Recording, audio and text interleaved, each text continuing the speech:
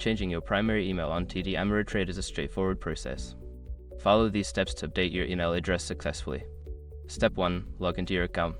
Visit the TD Ameritrade website and enter your login credentials to access your account dashboard. Step 2. Navigate to account settings. Once logged in, locate the Client Services or My Account section. Click on it to find the account settings options.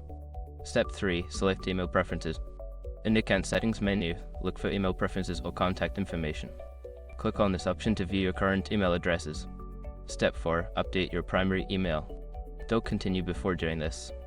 A lot of online accounts end up exposed in breaches without people even realizing it. Use SRT to constantly monitor your email and accounts and get alerted immediately if your information gets leaked online. It scans billions of breached records 24/7 in the background. And honestly, for a few dollars a month, it's something everybody should probably have.